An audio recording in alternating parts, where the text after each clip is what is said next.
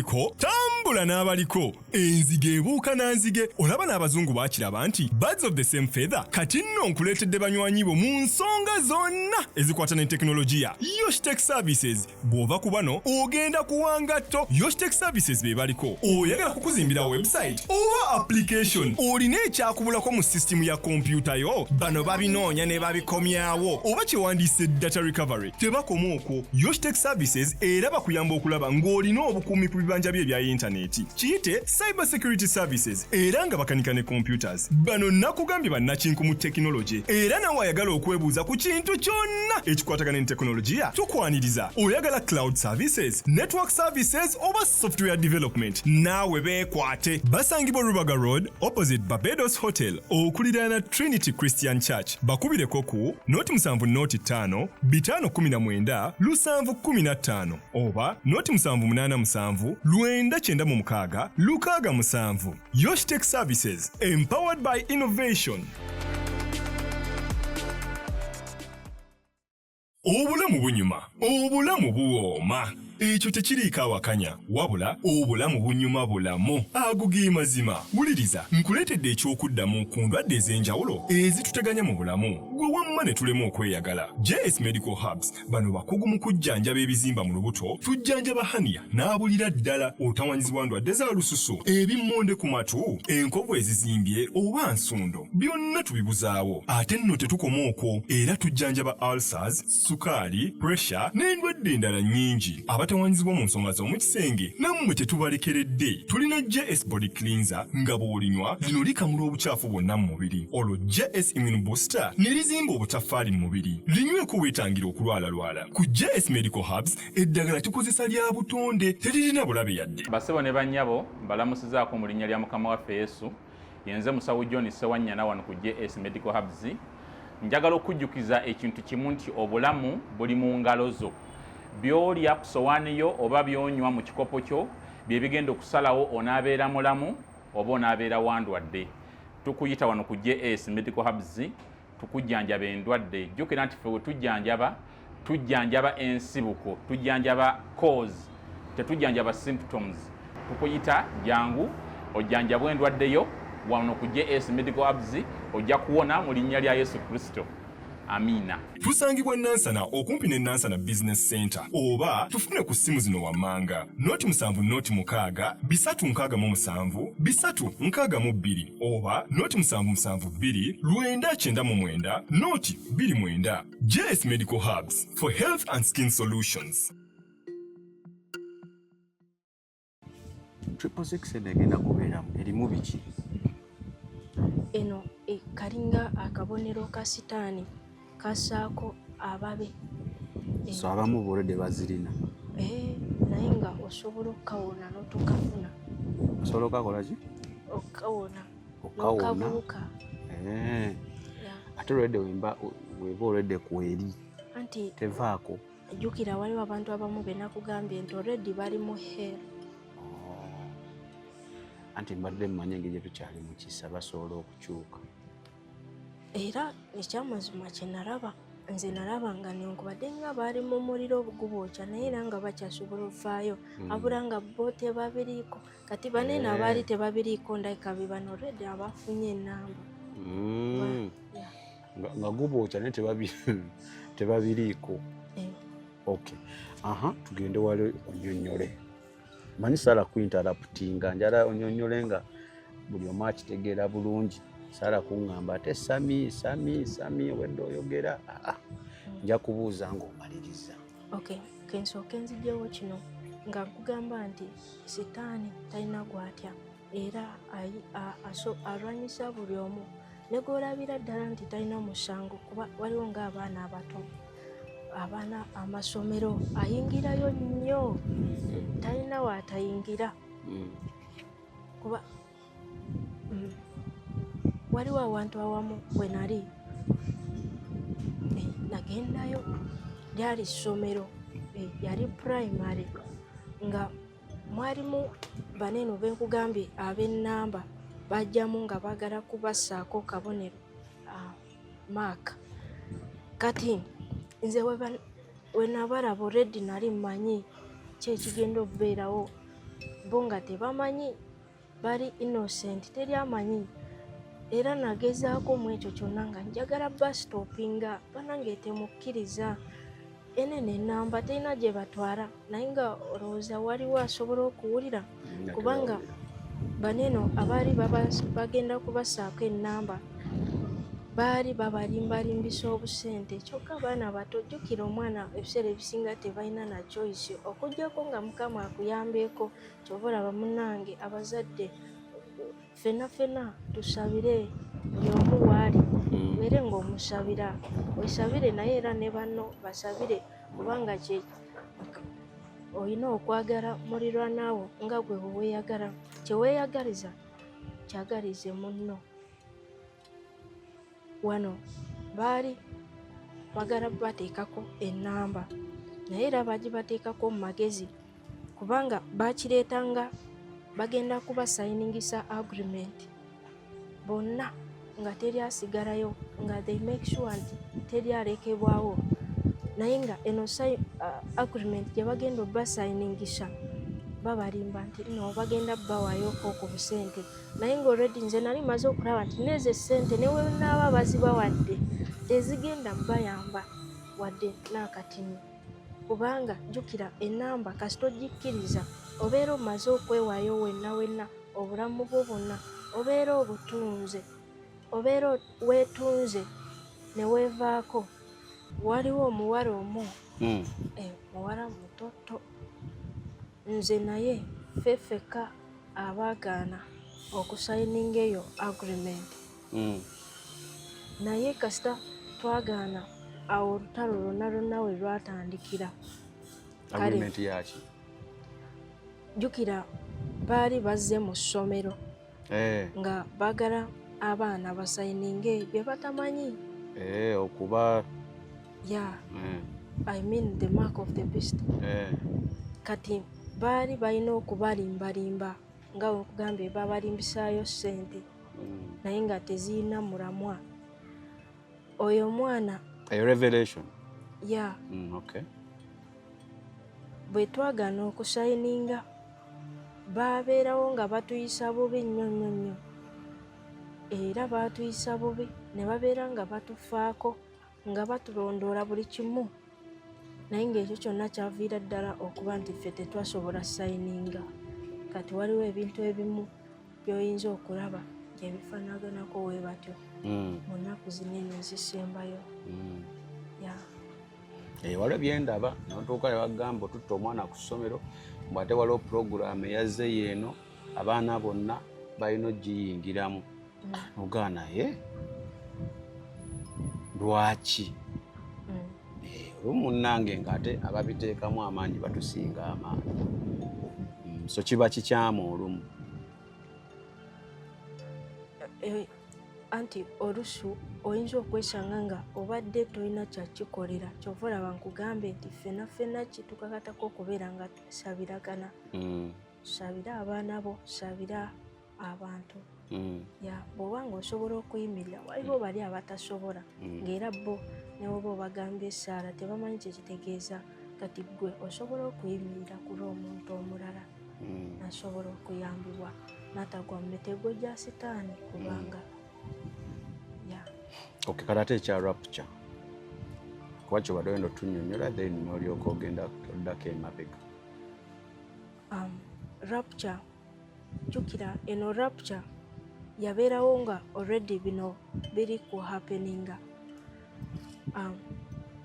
bwe toogera ku rapture toogera ndowooza kyekimu okunyaakulibwa mu Luganda eyo rapture abantu abamu bagenda kusobola okutegeera rapture era olyose n'onzijukira nina kyenzijukidde nga eno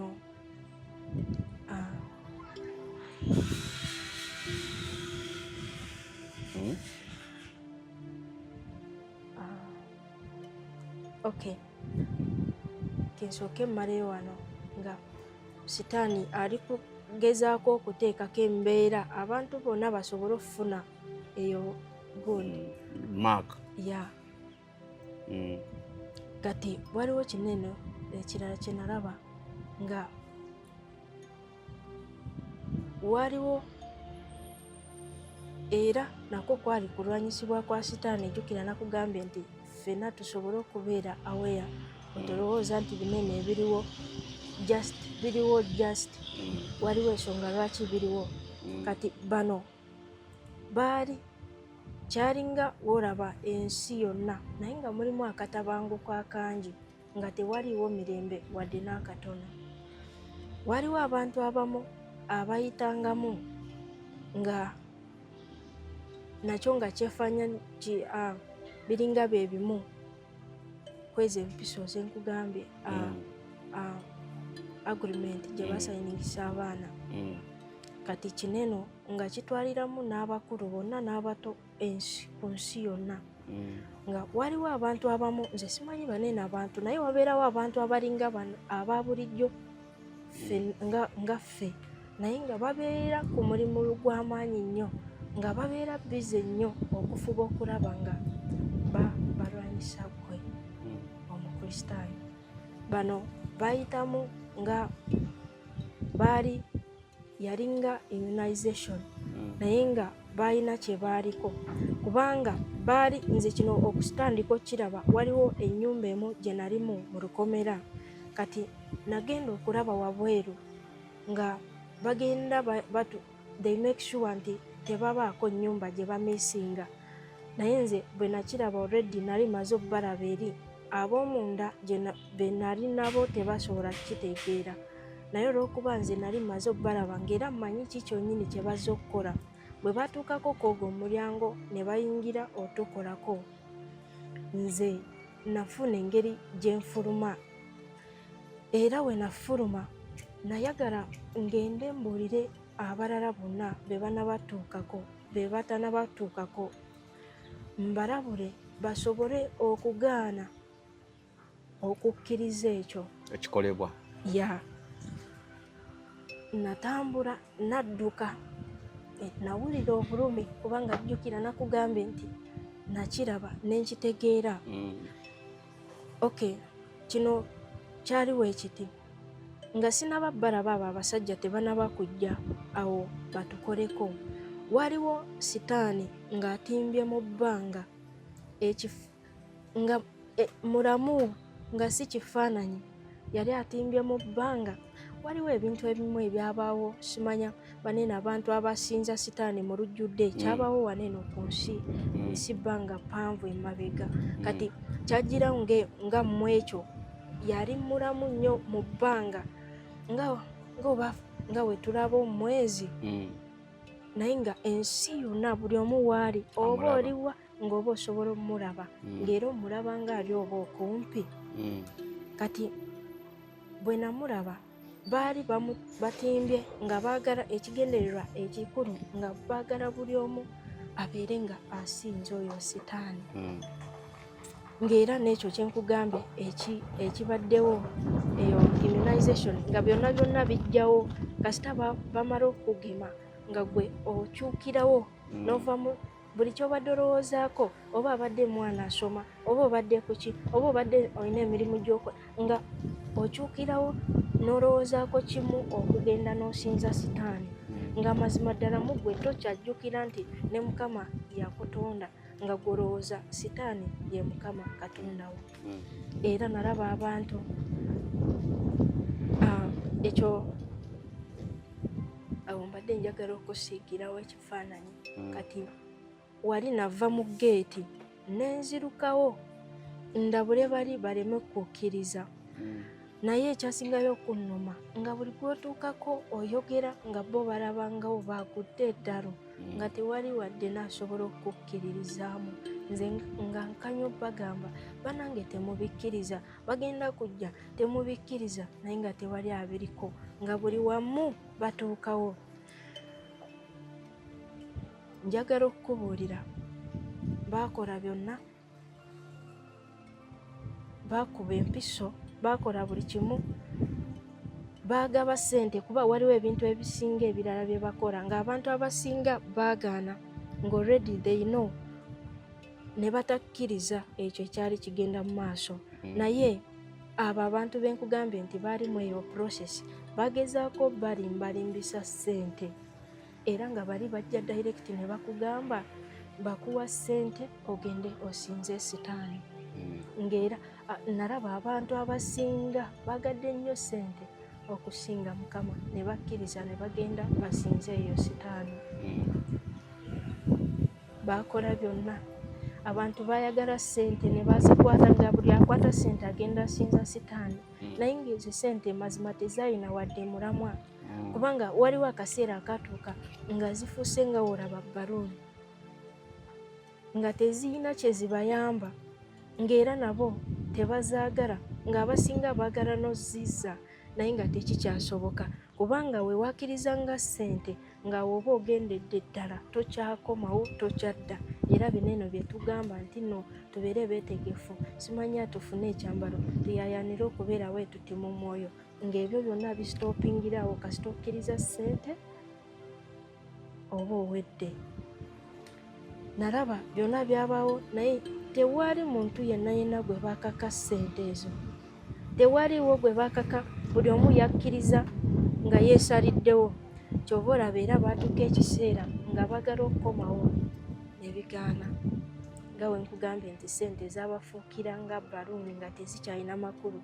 Naye eyazikwatako yenna n'azikkiriza tebaasobola kudda. Kye ekyasingayo okunnuma.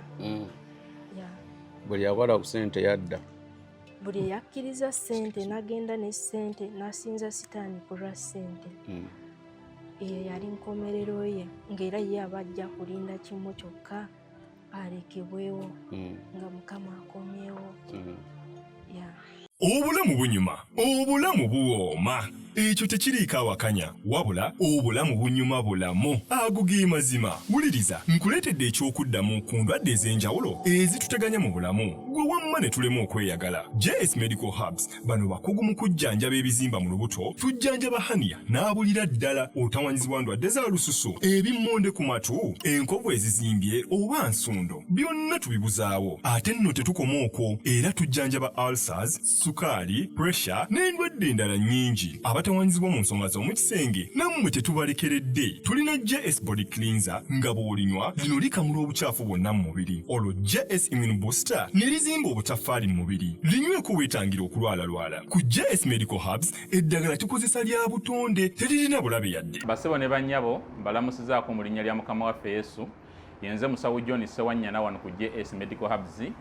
Njagala okujjukiza ekintu kimu nti obulamu buli mu ngalo zo. Byolya ku sowaani yo oba byonywa mu kikopo kyo bye bigenda okusalawo onaabeera mulamu oba onaabeera wandwadde. Tukuyita wano ku JS Medical Hubs tukujjanjaba endwadde. Jjukira nti ffe we tujjanjaba ensibuko, tujjanjaba cause, tetujjanjaba symptoms. Tukuyita jangu ojjanjabwa endwadde yo wano ku JS Medical Hubs ojja kuwona mu linnya lya Yesu Kristo. Amina. Tusangibwa Nansana okumpi ne Nansana Business Center oba tufune ku ssimu zino wammanga noti 7 noti 6 367 362 oba noti 772 999 noti 29. JS Medical Hubs for health and skin solutions. So ekyo badde okitunyonyola nti ayagala basically mu bya bulijjo ayagala ennyo ssente kizibu nnyo okgenda ne Katonda.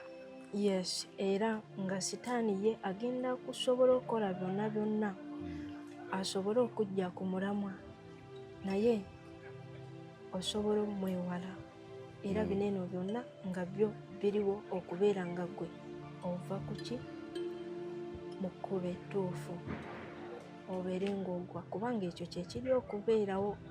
Abaggwa bali okugwa, abali kuyimusibwa bali okuyimusibwa naye nga osobola obutagwa era n'obeerawo n'owangula. Okay. Rapture eno yabeerawo jjukira bino kuneno okulinga byonna nga biringa ebyegasa wamu n'okubonyaabonyezebwa oba gye tuyinza okuyita tribulation nga kubanga waliwo ekiseera ekyatuuka nga tebakyekweka nga banene abasajja bayitamu bulamba misana nga bayitamu. Tribulation kyeki? Tribulation kwe kubonyaabonyezebwa. rapture kwe kunyakulibwa. Yeah. Ate end time kyeki? Olabako end times ze zineno nga ze tulimu. Rapture yeno kwe kunyakulibwa. Ekirala mpozi tribulation. Okubonyaabonyezebwa ku byonna kiriwo ekisooka. Ekisooka bye bineno byennyini bye mbadde nkugamba Sitaani byakozesa okusobola okuggulayo abangi. Byonna bigenda otuuka nga already tebakyalina maanyi, bawambibwa dda. Jjukira nakugambye nti kasita okkiriza Sitaani n'omugondera n'okkiriza byonna byakulimba, obeera otunze obusika bwo, obeera nga awanyisa ekikyo n'eki kye bakuwadde. Jjukira ffe tuli basika already mu ggulu, tuli baana ba Katonda, naye Sitaani nga omanyi ye yajja kubba kutakuzikiriza, ayagala nnyo yeddize, asanyeewo ekifaananyi kya Katonda, yeddizeewo kuba bw'okkiriza nga gwe ofukirawo mu ggwe obeera n'ekikulu ekirala ng'entiisa ya Mukama ekuvuddemu. Kyova olaba abeera akuyinako obuyinza. Kati waliwo ekiseera ekituuka nga baneeno bye binene ebibaawo nga Sitaani agezaako okubalimbalimba abasika. Kyova olaba ebiseera bino bangi abali kuggwa, bangi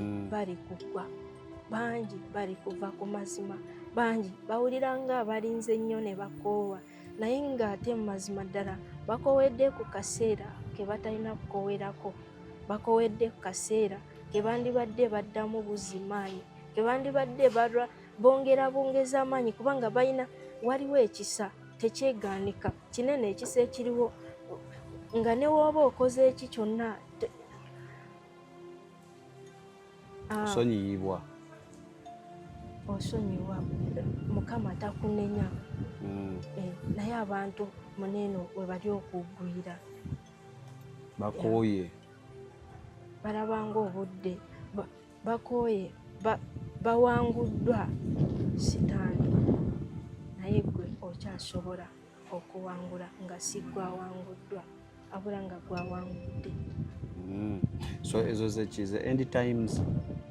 Kuno kwe ku obukodyo Sitaani bwayitamu okuwamba abangi.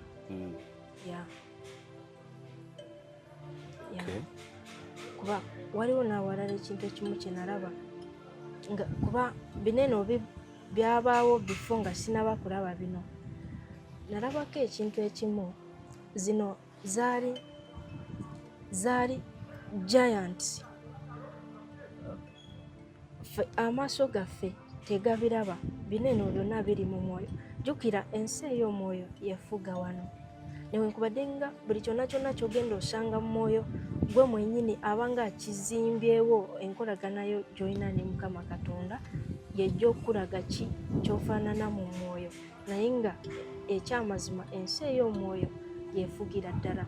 Era ekintu ekimu nga tekinaba kubeerawo wano kisooka mu mwoyo. Kakyova olaba nkugamba wano nti amaaso gaba tegabiraba, naye nga already mu mwoyo gyebiri.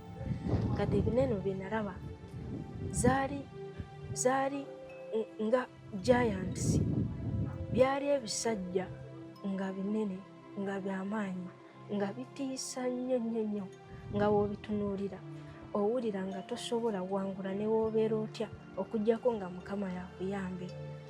Bano nabalaba nga baali emabega wange nga bangoba. Nali ndi kutya, ndi kudduka nga sisobola kusitoopinga, naye nga already wadde ndi kutunula mu maaso nga nsobola omanya ki ekigenda kihappeninga emabega wange. Nga buli gwe bakwatako bwe bati ng'ayiika nga olaba amazzi nga takyalondebwawo, amazzi bw'ogayiwa wansi kiba kiwedde, gaba gawedde. Naye nga ekyabawanguza bano ne bayiika ng'amazzi ne baggwawo, kwe kuba nti baali tebalina maanyi, baali banafu nga bo bokka tebasobola kwewanirira. Nga we nkugambye nti kati wano we tulina ositukira, tolina kuggwamu maanyi, ekyo kyokka kye kyabalesa.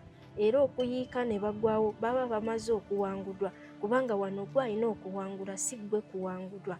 Kati binene ebisajja byali biwanvu, obuwanvu bwabyo nga bwewuunyisa, ng'era nabyo emibiri gyabwe biringa olaba ennyama. tebyaliko omubiri ng'oba obitunuulira nga biringa oba ebyavunda ng'owulira nga ne wonooba obisemberedde oba biwunya byali bitiisa nnyo ng'ebyo era we nabiraba nemanya nga sitaani mwennyini anti era baba bakozi be egyo gyonna giba mirimu gye nga bagezaako omulimu gwabwe nga bali kusaanyaawo abakristaayo nga gwe mulimu gwabwe era baalina obusungu baalina obukyayi baalina obukambwe tebaalina kisa wadde n'akatini nga we bakusanga ng'omanyirawo nti owedde nadduka kuba walimu abakristaayo naye nga banafu kyebava basiga bakwatibwa basaanyizibwawo naye era waliwo abamu nga tebasobola kuwangulwa kati nze mu kutya okungi nina awantu awamu nange nalabirawo nga nsomose tebyasobola kunkwata kati byonna ebyo bibaddewo jjukira wano osobola olaba ng'eddakiika emu yokka n'obutawera ne weeba esekendi osobola olabiramu ebintu by'osobola okunyumya ennaku nga 3 naye wano bwe namala obirabamu eyo vision y'emu olunaku olwo ne luggwawo era ne ndaba nga buzibye ne luggwawo enkeera waako in the same vision nalaba ekintu ekyanewuunyisa nga binene ebibaddewo jjo nga bali kusanyawo abakristaayo byonna biweddewo nga enkeera waako wabaako amawulire agasaakaalanya ganene amawulire gabeerawo ensi yonna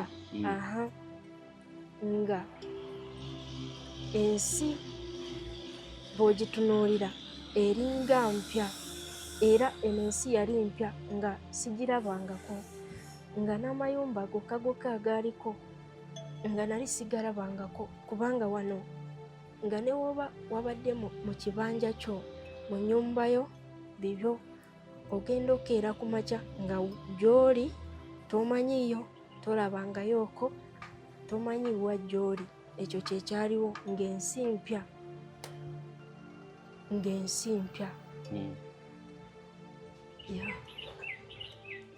so ekyo wategeera kikyali kitegeeza kyali kitegeeza nti sitaani ali kusaanyaawo abantu abakristaayo abali mu mukama yesu kristo waliwo bye bayitamu oba okusomozebwa oba obuzibu oba okulwanyisibwa konna naye nga byonna sitaani abikola asobole okutondawo ensi ye era afubayo nnyo okukuwangula wonna wooba ogudde ye lyesanyu lye wonna wonooba olemeddwa lyesanyu lye kati sooka onyumize kintu kya rapu kyekyo kati rapture era bwe namala okulaba kineno kyenkugambye nti ensi yali mpya gye nalaba nga yonna eri straight nga nalaba nga sigimanyi naye waliwo ekintu ekirala kye nalaba nga robots kino kyengenda okwogera njagadde nkiddiize kino nalaba nga robots ku nsi ze zifuga nga ne woba ogenze mu masomero nga ze zi teachers nga robots ze zirina obuyinza ku buli kintu kyonna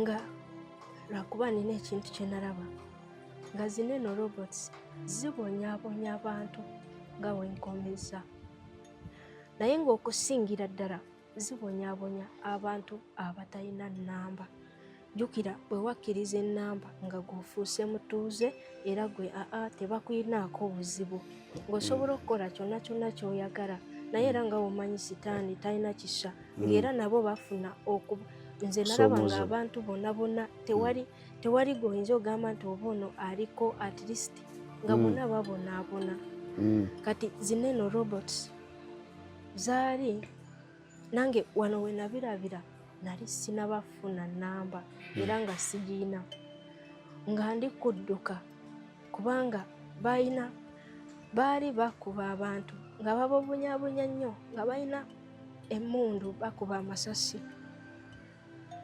Bwe nabalaba nadduka kubanga kineno kye nalaba ensi yali emaze okusiimuuka nga balinga abajjeeze ng'abantu tebaliiko. Kuba nalaba waliwo abantu abamu abaali beetegekedde olutalo. Naye abasinga lwabagwako nga tebeetegese nga babadde tebakipulaninze kubanga we nali okudduka nga bankuba amasasi waliwo awantu awamu we nalaba yali empuku. Nabuuka nnyo n'engwamu eyo empuku kubanga bwe nagisanga namanya nti nannyiniyo yali agitegese nga yeetegekedde olutalo naye lwamugwako nga surprise. Kyova olaba nkanya okugamba nti teri amanyi budde ki bwalina okubeera ready abula buli kiseera kyonna ng'obeerawo oli mwetegefu. Oli nagisangamu ye yagikola naye nze yagiyingira nasanga nnungi nzibu kubanga baali bangoba nga bankuba amasasi era go bagankubira ddala kubanga bankuba amasasi nga 4 ku mugongo gumu naye era saasobola kufa. Nasigalawo kyesikugambe nga waneno byonna ebyabaawo ng'era tewaliwo kufa.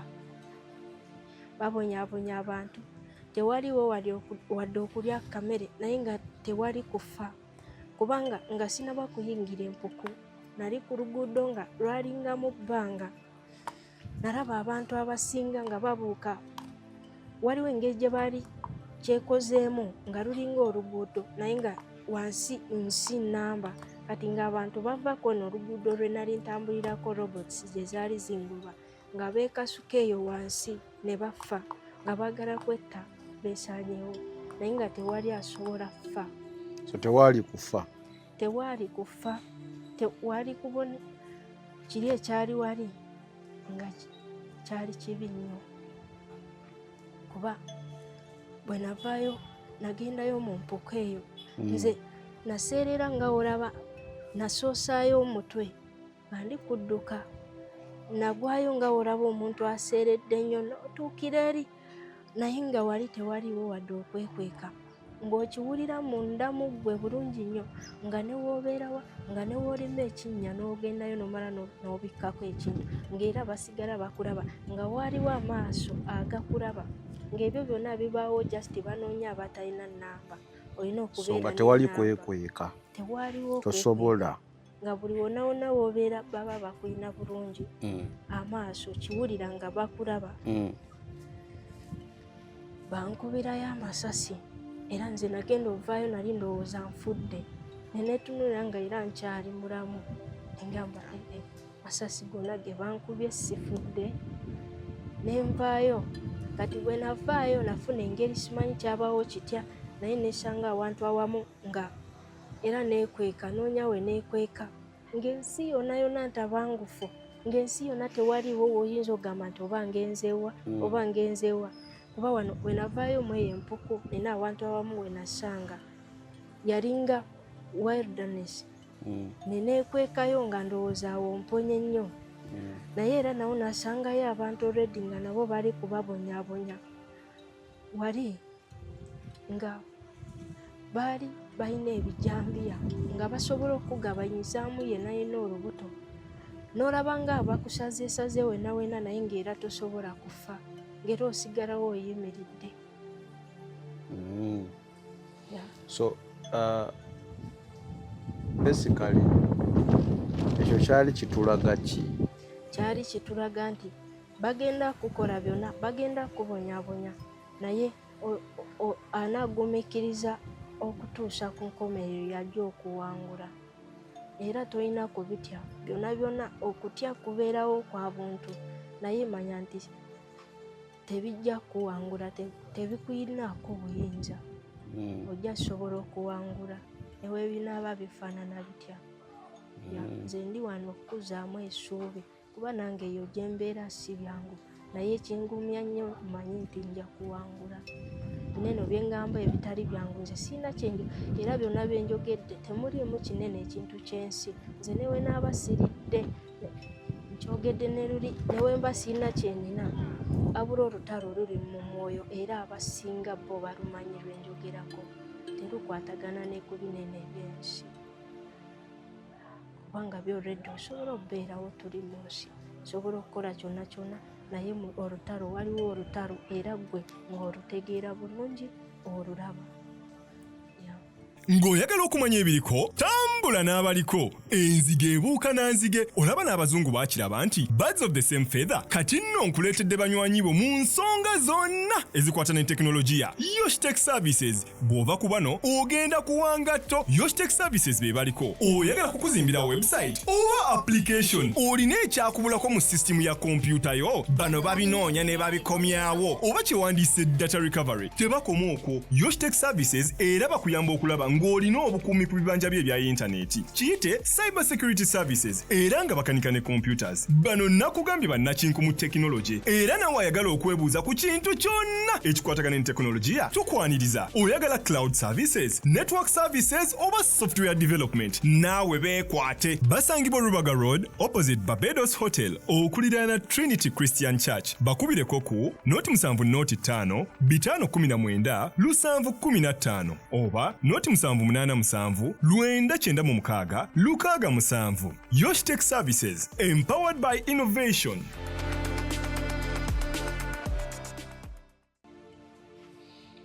Okay. Kati njala kunjawulirawo bino ebintu kimu ku kimu. End times zeziriwa era zitegeeza ki? End times mu Luganda bagiyita enkomerero. Yaddi. Already ife tuli mu bisi. Okay, era bebimu ebiseera ebisembayo. Yeah. So bye tulimu already. Enkomerero etuuse. Tuli mu nkomerero wena abadde amanyi nti okyalinayo omukisa. Tewaliwo omukisa. Okay. Eguyogokka. Kati bikolwa ki? Wano we tuli mu nkomerero. Tuli mu kutambulira mu nkomerero essaawa yonna kuba tewaliwo wadde omu amanyi ddi bwekigenda okubeerawo kituufu. So tuli mu biseera anytime from now. Rapture yeriwa? Rapture era kenjogereko ku rapture waliwo abantu abamu already bo bakiwulira nga bali mu kwawulibwa era nga rapture abasinga messages mufunye nnyingi mukirabye era oba osobola okukiwulira era n'okitegeera n'ofuna obubaka nga rapture esemberedde Yesu Kristo anaatera okudda. Waliwo abantu abamu bo bajja kumanya nga bagenze kubanga nakirabako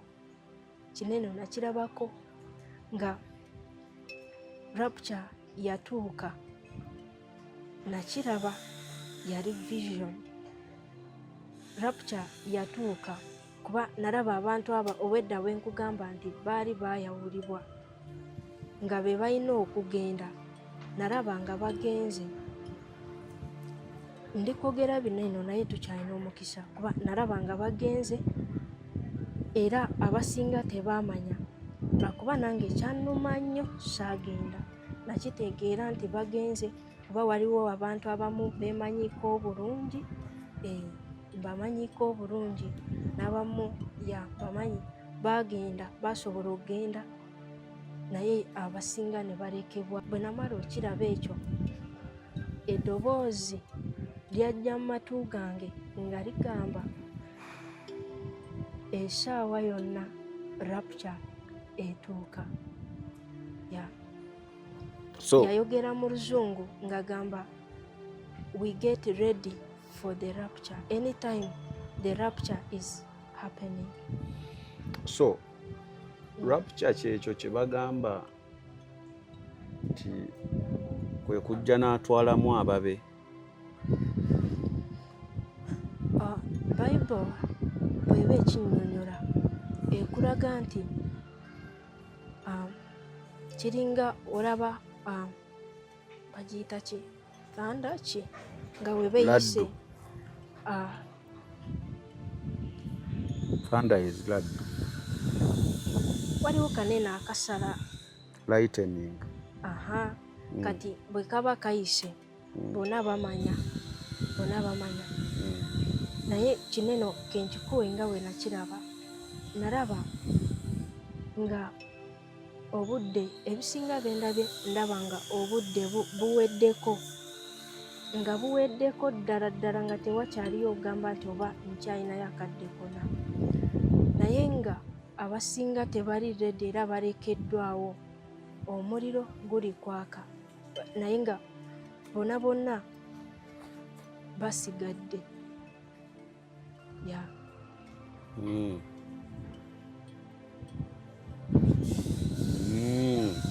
So with rapture abagitegeera be bagenda bagambye bakita kunyakulibwa abanyakuliddwa be bakitegeera ati the moment abalekeddwa bakitegeera after some time. Buli omu alimanya kubanga ne Bible egamba nti abakyala babiri balibeera ku gundi bali kugira akaro omu atwalibwe omulala alekebwewo. Abasajja babiri baliba mu nnimiro omu alitwalibwa omulala alekebwewo. Ekitegeeza baba babiri era oli aba asobola omumanya nti ono bamututte nze nsigadde. Neŋŋambo kitegeera nti it is rapture.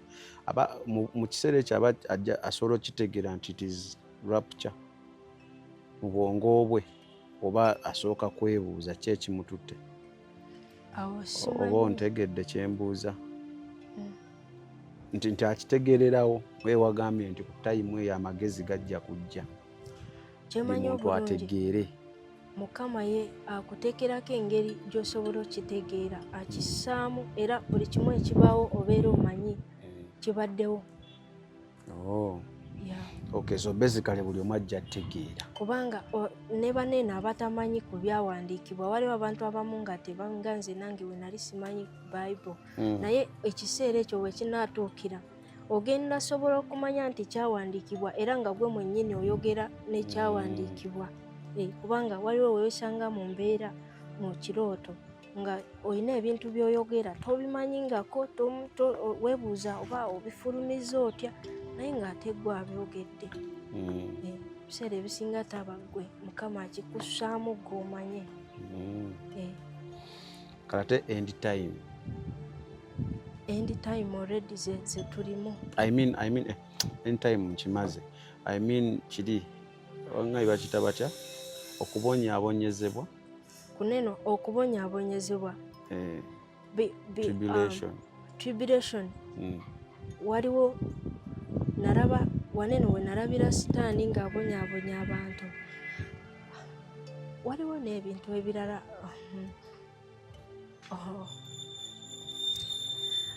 naraba nga jjukira kuneno okubonyaabonyezebwa Sitaani nga bw'ababonyaabonyeza obulungi nga balinako obuyinza be baneno nga bo baasalawo bokka ne bawaayo. Kyova olaba nayise eri ne nkugamba nti ne bakkiriza ssente simanya bali ne bakkiriza okusayininga agreements abamu ne bakkiriza empiso. Ebyo byonna abaana abaabikola baali bamaze okuwaayo rediyo nga bakkiriza Sitaani.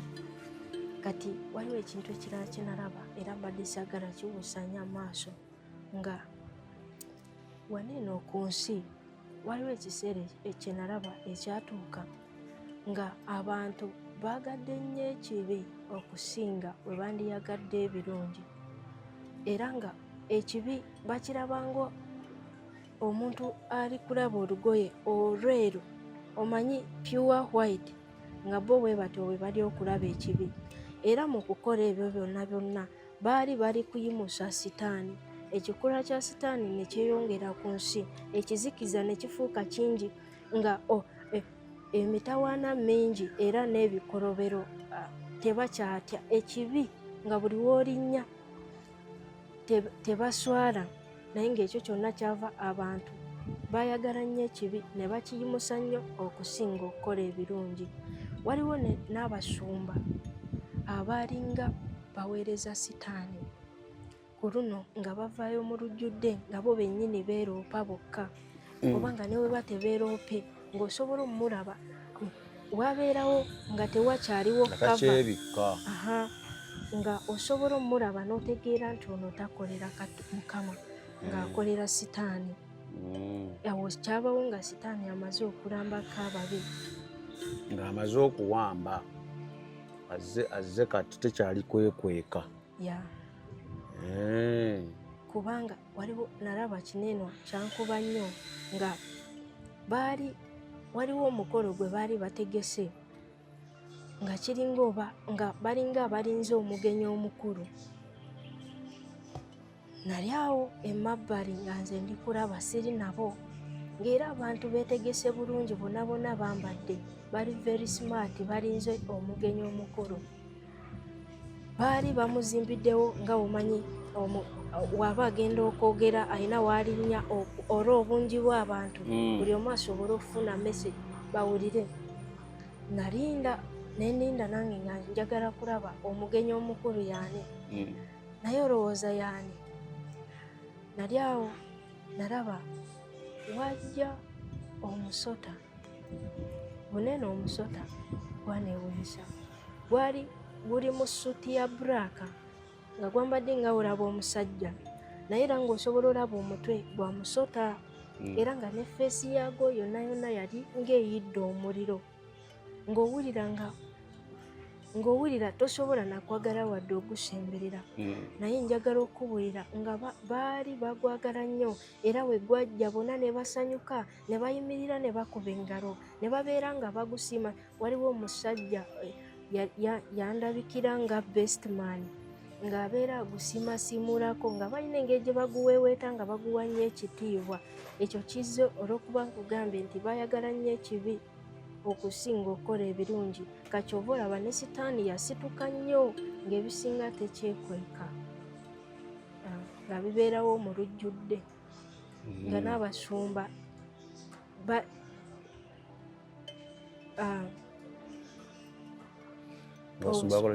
ng'osobola obbategeera nti bano era awo we namanyira nti agasinga amakanisa ffe ge tufaako ennyo, mazima ddala osobola okubula ku lw'ekkanisa. Kuba waliwo n'ekineno kye nalaba, kino nakyo nali ndi kusaba misana nga ntunula bulungi. Nagenda okulaba waliwo, nalaba ono omusajja yali musumba nga is leading, ali mu maaso g'abantu ali kubuulira, ng'era omanyi omusumba we yandibadde mu bantu. Nagenda okulaba all of the sudden wajja abaserukale, naye we nabalaba kino nali ntunula bulungi nnyo, era buli wenkizukira banene abaserukale bayingirawo mu kyaki ey'abantu. Saasobola kulaba kizimbe oba ki, naye kikulu namanya nti kyaki bantu, ono omusumba. Kati abo abaserukale we bajja nga bazze balumbe abantu, bazze kulumba nga sitaani yabatumye, kuba baali already bakolera sitaani. Kati nagenda okulaba nga noono omusajja owedda musumba w'ekkanisa, abantu gwe bakkiririzaamu ennyo, era nga bamanyi nti bali ku kyaki banoonya Mukama Katonda, naye yafuukirawo n'adda ku ludda lw'abano abaserukale, era ne batandika olwanyisa abanene aba kyaki. So ekiraga tulekeraawo okwesiga abantu, nga weesiga tomumanyi nnyo. Abantu abeereyo ne beesiga abantu balowooza babamanyi nnyo. Obwesigwa waffe tubuteeke mu Katonda. Abasinga boogera Mukama, naye Mukama waabwe si yo waffe. si waddala kuba olunaku lwennyini lwe nalabiramu ekyo lwe nalabirako ne kino nga waliwo omukyala naye yali azze kuyambako abaana mu ssomero banene ababeera nga abatwalira ebintu simanya baleese biki balina obuyambi bwe baleese ku ssomero simanya balina bye babagabira ate okyogedde bulungi yali akyayimiridde wakati w'abaana nalaba omukyala nga ntunula bwe nti naafuuka bisiti yafuuka ekintu kyesisobola kunnyonnyola nga tekitegeerekeka kyokka nga ate yali alabika bulungi yali mukyala munene nga mufirika naye yafuuka ekintu mu maaso g'abaana g'essomero kitegeeza n'abakuwa si buli akuwa nti akuwadde akwagala nnyo waliwo ebintu ebibaawo nga we tubisuubira nga byo si we biri kale bannaye kansuubire mutegeera ebintu bino kansuubire mutegeera ebintu bino era nkiddamu aba gye yatandikidde tolina kyewaafunyeemu ng'obadde omulaba ndowooza mesagi siiyo toyomba nnyo kitegedde ate n'ekirala mesagi eno wonaagiraba nga onoonyaamu kukaayana era togenda gitegeera yaveera essole anyumya byeyalaba katonda byamulaze byamusobosezza okulaba byategedde abinnyonnyola byatategedde abikulekera lweweefumiitirize jes munoonyeeko musawo wa habo alina nsanaawo genda akoleko akujjanjabe tusabe katonda akuwonye tolwala lubuto tolwala ulcers tolwala ki n'ogaana okwefaako okumira eddagala ti katonda ajja kuwonya embeera leka tugiveemu balokole tubenga n'amagezi genda wejjanjabe tusabe katonda abeere nga akuwonya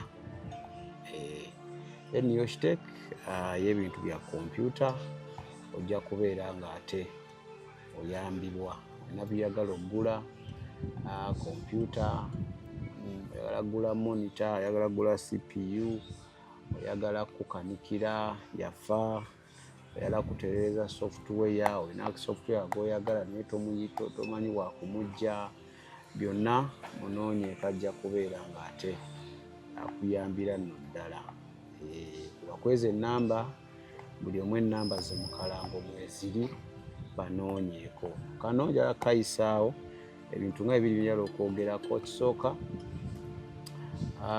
mwabakwata ennamba zino ate ne mukubira abantu bano nga mubasaba namba zaabo bemulabye ku YouTube channel mukola kikyamu Unique Media oyagala okwogerako nayo bali abantu babiri, that is Roland nange kitegedde. So oba toyogera na Roland oba toyogera na Sami ebikwatagana ne Unique Media bonna boyogera nabo information gye bakuwa tetugimanyi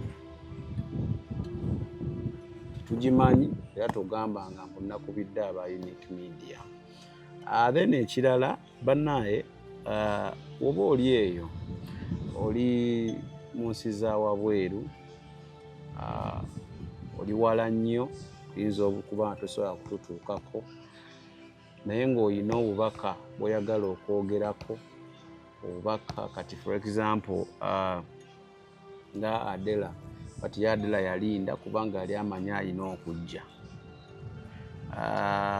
naye oli eyo okyaliyo ebbanga ddene nnyo olina obubaka bw'oyagala okutuwa olina obujulizi bw'oyagala okwogerako nkusaba osobola okulikodinga obujulizi obwo butuweereze tubukoleko tujja buteekayo oba bantegedde bulungi bulikodinge obeera nga osobola obulikodinga mu vidiyo please do obeera nga osobola obulikodinga mu audio please do obusindike tujja kubeera nga tubuteekayo So I think wetutyo wetujja okuyamba kuzimba omubiri guno ogwa Kristo buli omu ng'akoze kyasobola.